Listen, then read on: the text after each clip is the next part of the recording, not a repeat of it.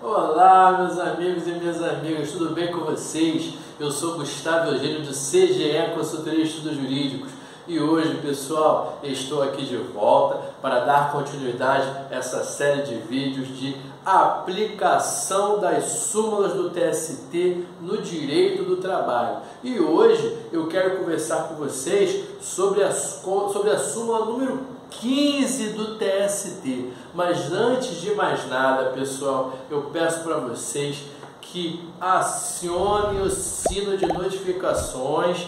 Peço também que vocês dêem o like nesse vídeo para que o YouTube, o Instagram, todos eles percebam que isso é um vídeo de conteúdo e relevante. E peço também que vocês compartilhem esse vídeo com seus amigos, com suas amigas, com aquelas pessoas que são estudantes de direito, advogados, que realmente irão precisar e precisam e necessitam dessa oportunidade de conhecer essa súmula e todas essas outras súmulas que nós estamos conversando aqui. Pessoal, a súmula de hoje, como eu disse para vocês, é a súmula número 15 do TST. E por que eu escolhi utilizá-la? Essa súmula é uma súmula bem batida. Eu gosto de colocar aqui assuntos da prática trabalhista. É óbvio que se nós formos olhar as orientações jurisprudenciais e as súmulas do TST, tem muita súmula importante, tem muita OJ importante para nós estudarmos. Nós aplicamos realmente várias e várias delas. Então, na hora de eu escolher quais seriam as OJs e as súmulas que eu quero trazer aqui para vocês, eu coloquei como um critério de preferência a prática do dia a dia. Tem muita súmula importante que às vezes vai cair em concurso público, mas nem sempre se utiliza da prática. Às vezes eu consigo encontrar uma súmula que é uma súmula comum de prova do OAB, comum de concurso e comum da prática do nosso dia a dia. Mas nem sempre isso acontece. Às vezes a súmula ela é muito comum em concurso ou prova do OAB, mas na prática trabalhista ela fica em desuso. Ou ainda que se use, que em algum momento realmente será usada, não é toda hora que você vê. E é diferente aqui dessa súmula 15 do TST, que eu vejo ela muito normal de ser utilizada, e você utiliza essa súmula em vários aspectos. E é isso que eu quero passar aqui para vocês. Olha só aqui, a súmula do TST, ela fala de atestado médico, recebimento de atestado médico. Eu vou dar aqui dois exemplos para vocês de como essa súmula ela pode ser utilizada quando o Tribunal Superior do Trabalho ele fala de recebimento de atestado médico. O primeiro exemplo que eu quero dar para vocês aqui é no dia a dia da empresa, no dia a dia do funcionário. Essa empresa ela fala do recebimento do atestado médico e ela explicita o seguinte: existe uma ordem preferencial para recebimento do atestado médico. Primeiro eu quero falar aqui para vocês que na prática o que acontece? Você é um funcionário de uma empresa. Se você faltou, você já tem que ter a consciência de que se você não entrega o atestado médico, se você não justifica para o seu empregador por que você faltou, você vai ser descontado. Simples assim.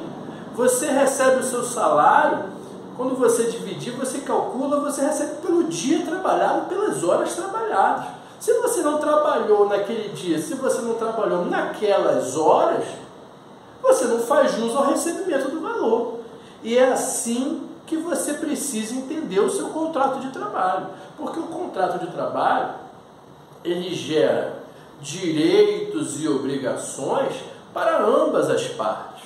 Aí é lógico, se você faltou e não entregou atestado, não justificou, a empresa vai descontar. É isso que você precisa entender.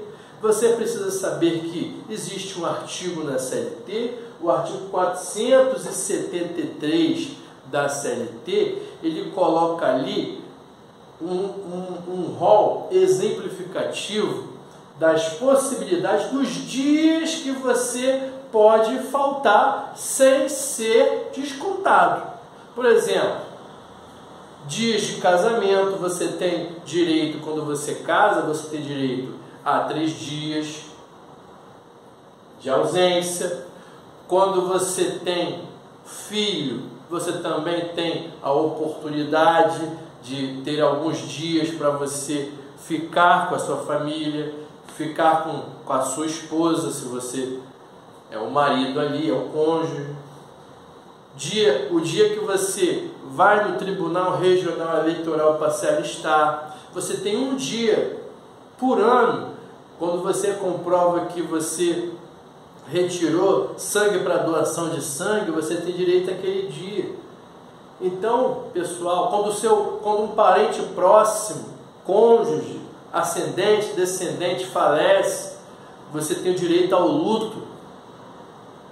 Então, esses são os dias, né? Eu dei aqui alguns exemplos, tem outros exemplos que você vai olhar no artigo 473 da CLT, tem alguns dias que você pode faltar, mas certamente você tem que comprovar, não é só você chegar e falar. Então você tem que colocar um documento que comprove, como por exemplo, o atestado médico.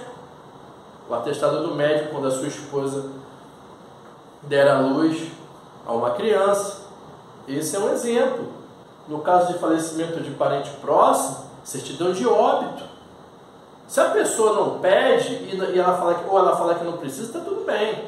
Mas em regra você tem que entender que você tem que demonstrar, provar o que você está falando.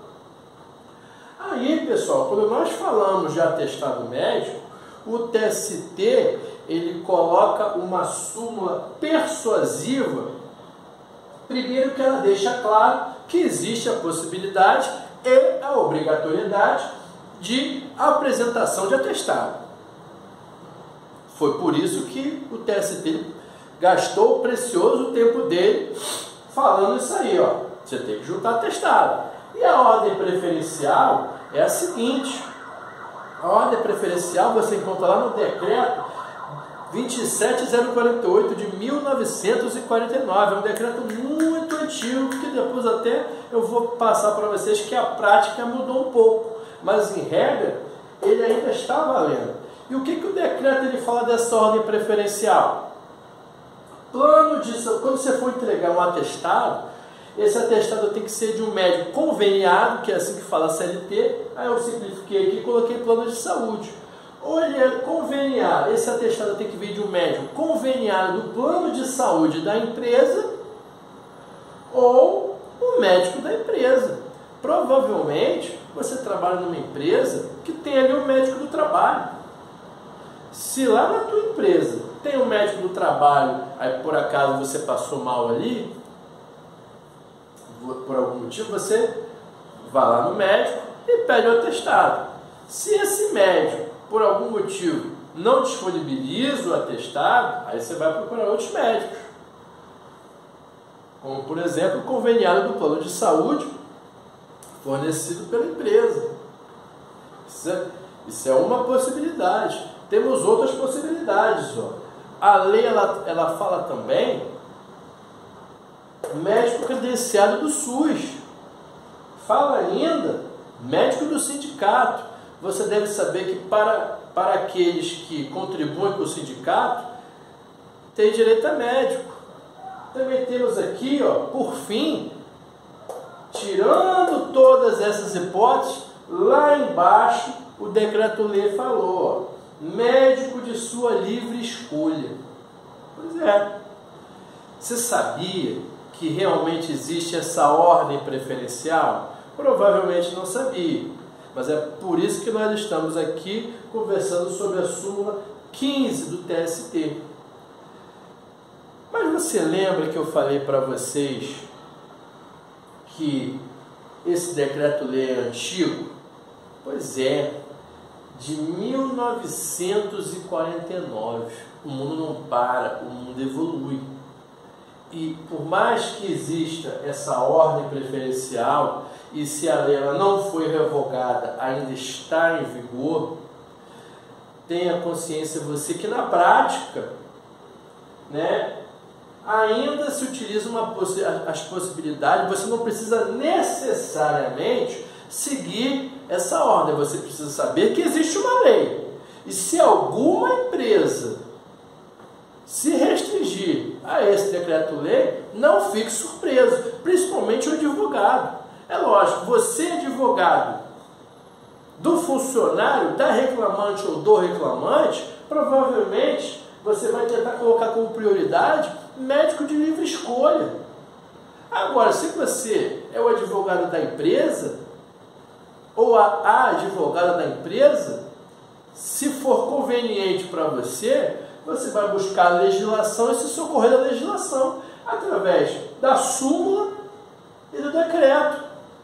É assim que funciona, você é advogado da parte e você vai defender a sua parte, seu cliente, da melhor forma.